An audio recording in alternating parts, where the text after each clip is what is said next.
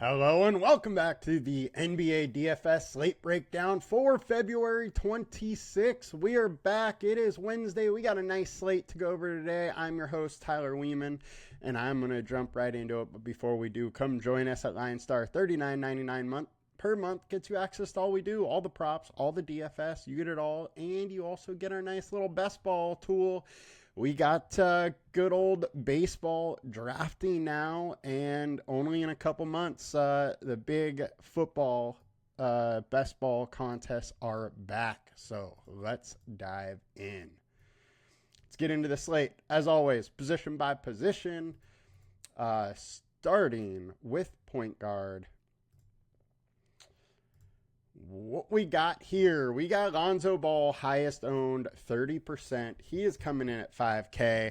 Personally, I think this is a bit too high for him. 1, Clippers have been good versus guards. 2, his play, 29 minutes, 30 minutes. That is where he's capped off at. He's been at 0.8 fantasy points per minute as a starter. I have a hard time paying up for him when he's 5K, and he really hasn't shown us much ceiling this year with the starter. So I'm kind of fading that spot a little bit. Think he's going a little high owned. Next, we got Tyler Hero, 8,500, 29% owned versus the Hawks, 232 total. He didn't get much done last game versus the Hawks. You know, they lost by 12 or so. But it is a huge pace-up spot. The last game was the second game of a back-to-back too, and a game where the day before they played 40 minutes. So I think we're going to get a little different Miami team here, maybe a little higher-paced game versus Atlanta, because Miami might be a little more willing to get out and run. All in all, I think Hero's fine. I'm going to probably have a decent amount of him. Might not get up to 29%, but probably in the low 20s for me. Malik Monk, 7,700, 23% owned versus the Utah Jazz. I'm fine getting here, but we kind of have seen Zach LaVine show up a little bit here, and with that, usage has fallen off a little bit for Monk. I am fine going here. He's at 0.106 fantasy points per minute on the last 20, but over the last 5, it's 0.92, and that's kind of where I'm saying, you know, LaVine is showing up a little bit, hurting maybe the upside of Monk. I'm fine getting a little here.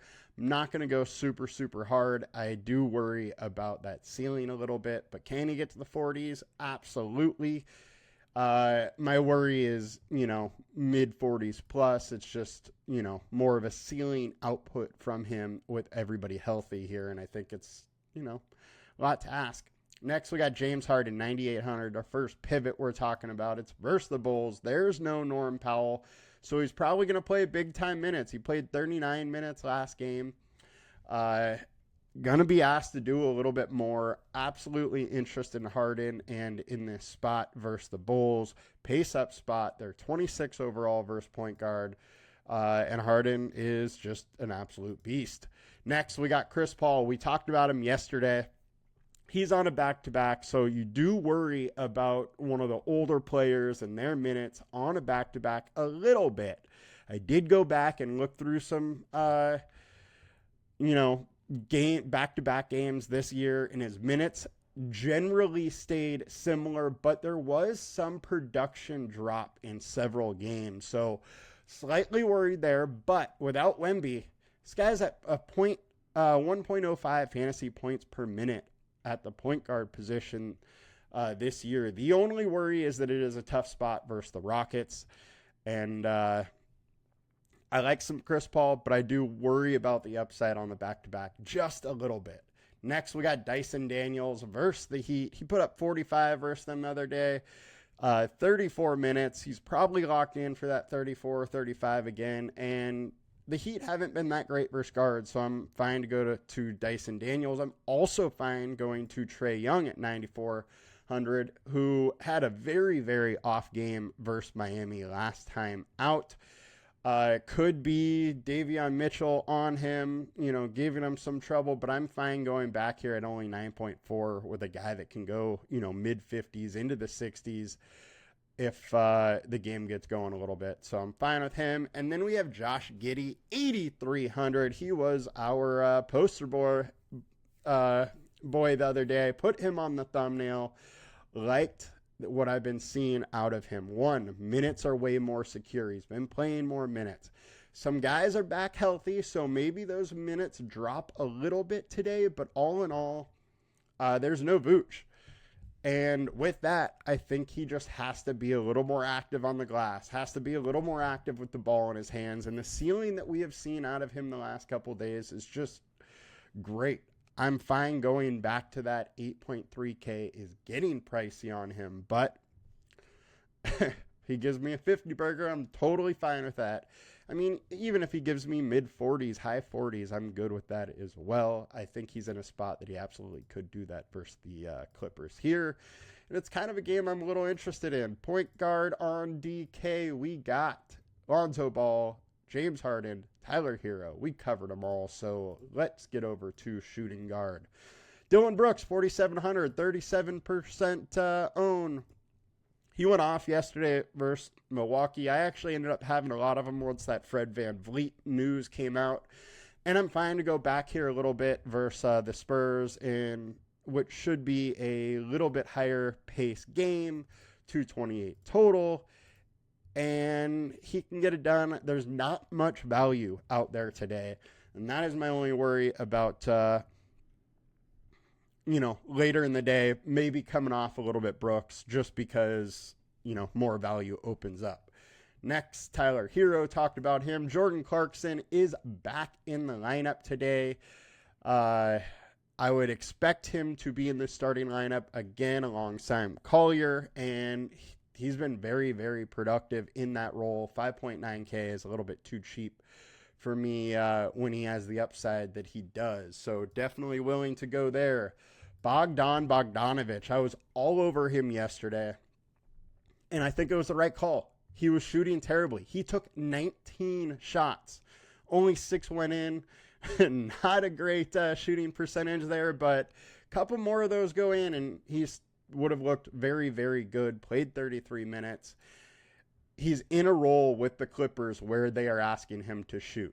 19 shots, 13 and 29 minutes, 10 and 20 minutes, 23 minutes and 10 shots. He's coming in and shooting the ball a lot, and that is when he is most effective. So I'm a little interested in going back to Bogdanovic here, even though we haven't seen a whole lot out of him this season. Daniels, Giddey, we talked about. Devin Vassell did okay yesterday. My assumption that the minutes were going to snap back was totally right. He did fine for us. He just didn't, totally get there, but I'm fine to go back a little bit here. Not going to go super hard on him, but he's a pivot I'm interested in. Shooting guard on DK, Ball, Naismith, Jalen Green. I think Jalen Green is an interesting spot. Huge ceiling when he gets it rolling, and he has lately. He is also streaky, so I like playing these streaks with Jalen Green a little bit. Aaron Naismith, 3,800. He is cheap enough to absolutely give consideration at his only 24, 25 minutes. If it's a game where he plays a little bit more, it's super interesting, but 3 games in a row of mid-20s and he's 3,800, I think you got to consider that. So, small forward on FanDuel. Brooks, we covered.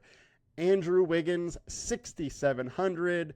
He's decently owned versus Atlanta, high pace up spot. I am fine to have a little bit.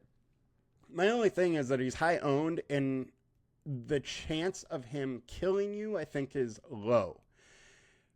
In a cash game, I'm probably going to be playing him because he is just mid-30s. You can pretty much count on. It's the above that. It's getting up to the 40s that I worry with him. He just doesn't do that a whole lot. And it's been kind of more of the same so far with Miami. I thought his role maybe would be a little bit more, but it just isn't similar to what it's been with Golden State. Clarkson we covered. Bogdan we covered. Denny, 7,300. I got to talk about Denny here. Once again, there's no Ayton. There's no Robert Williams. Klingon, they know they don't seem to want to give big minutes to. So with that, they go into a little bit of a small ball lineup a little bit more. And versus the Wizards today, they should be able to, as Rashawn Holmes is going to be the starting center most likely.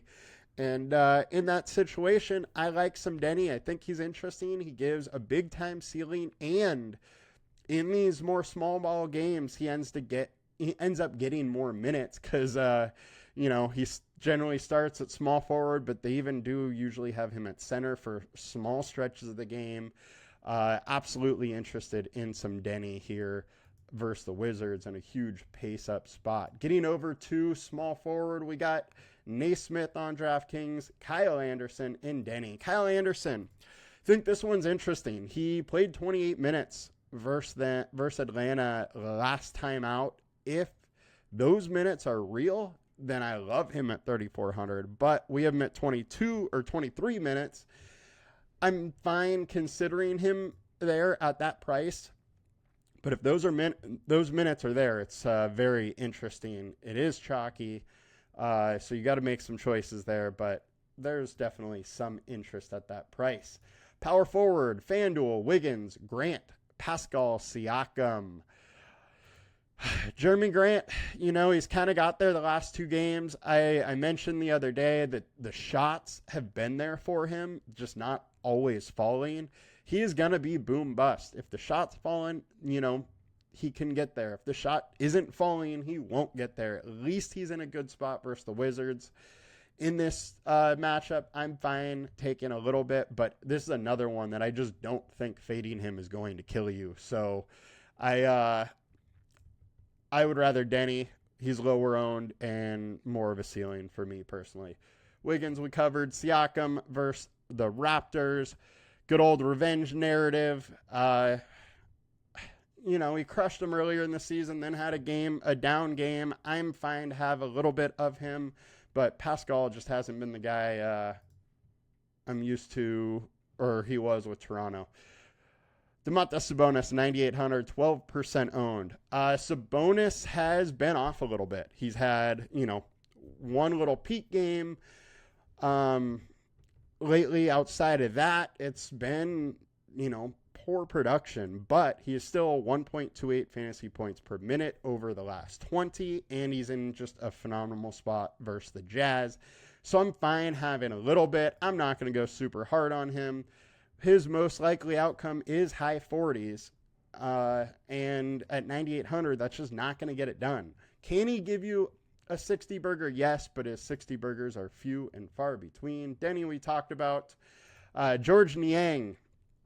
I love this spot for Niang. I'm definitely going to be playing him. I can't believe his salary is still 4,800. He's playing 28 minutes a game for Atlanta, coming off the bench, taking that DeAndre Hunter role. Him and LeVert kind of share that DeAndre Hunter role, but he's shooting the ball a ton. He only played 24 minutes last game out, but got into foul trouble. So that's the only reason he didn't play more minutes. Definitely like Niang in this spot. I don't mind going back to it here. I think the ceiling is very big, as you've seen. He's put up, 3 very, very big games and then 3 meh ones with ATL. Jabari Smith. I put this one here because I figured Tari Eason will be out. That news actually just broke as I was starting. Eason is out. Jabari Smith is going to be the starter. I think he plays 33, 35 minutes versus the Spurs in a good spot, who are 30th versus power forward. 5,200 is just too cheap. When this guy gets it rolling, the ceiling is there. It's just when he gets it rolling. Zach Collins, 5K. We were all over him at 3,900, but no Vooch. So he's going to jump into a role where he's playing solid minutes. He played 28 last game. He's pretty much the only center they have. So him versus Zubac is going to be something to watch. I'm interested in Collins a little bit. I think 5K is probably adequately priced, but there's probably more upside than downside at that price. Getting over to power forward on DK, Anderson, Denny, and Leonard. I'm fine with some Kawhi Leonard. If you want to go 7,200 on DK is too cheap. He's playing real minutes again. There is a ceiling. Maybe because he has some foot thing, they pull his minutes back a little bit. That does slightly worry me. But all in all, I'm fine for some Leonard. He's been starting to play better, and the minutes are up. Center, FanDuel, Zubac, 8,100, 15% owned. Like I said, there's no Vooch. He's going against Zach Collins instead of Vooch. I'm fine having some. There's no Norm Powell. He's going to get more usage, and the ceiling is there. As you can see, he's hit 50 a ton lately. Guy has been an absolute beast. Alperen Sengun, 8,600. No Tari Eason. No Fred Van Vliet. Minute should be there decently. It's versus the Spurs with no Wemby. I am absolutely fine taking some shots at Sengun. Sabonis we covered. Cat, 9,700. This is a spot we should talk about. Cat has been banged up. Got banged up in the All-Star game. Got banged up last game. And now, it's versus the 76ers. He's coming in questionable. If he plays, I'm fine playing some. But if he doesn't play, huge bump up to Achua, huge bump up to Brunson, and I think there's going to be a lot of Knicks you start to find interesting if that happens in this matchup. Richaun Holmes, 5,200. Again, I think adequately priced here. Portland hasn't been great versus center. Klingon is the guy that they got. Outside him, it's going to be small ball. So I think Richaun Holmes could be active on the class and could get there. 5,200 is absolutely fine, worth paying for. And on to center on DraftKings. What will we do without talking about Day'Ron Sharpe here? Day'Ron, 4,200. He's too cheap on DraftKings. But there are some major questions. What are we going to get minute-wise? We know he's been producing coming off the bench, like 1.18 fantasy points per minute, something like that, 1.2. I don't remember off the top of my head, but it has been a very good rate. Are we going to see 28 minutes of him? Are we going to see 24 minutes of him? We have him at 23 right now. 23, he's popping for us. At this price on DK, he's too cheap. See why you want to get there. On FanDuel, he's priced up a little bit here, 5.8K. It's a different story. I don't really love him at FanDuel. Andre Drummond, 4K. Another spot he is expected to start. This is a guy that typically, or the years prior, has been like 1.3, 1.4 fantasy points per minute. With this 76ers team, he's been not that. 1.07 on the season, 0.89 as a starter. I expect he starts, but minutes, who knows? 20 versus Denver, 26 versus Indiana. I would expect he's more in that 23, 24-ish range, but he is going to be way lower owned than Sharpe, and from the past, we know the ceiling is there. Absolutely interested in him, but that'll do it for us today, guys. Hope you guys have a good one. Good luck. Talk to you later. Peace.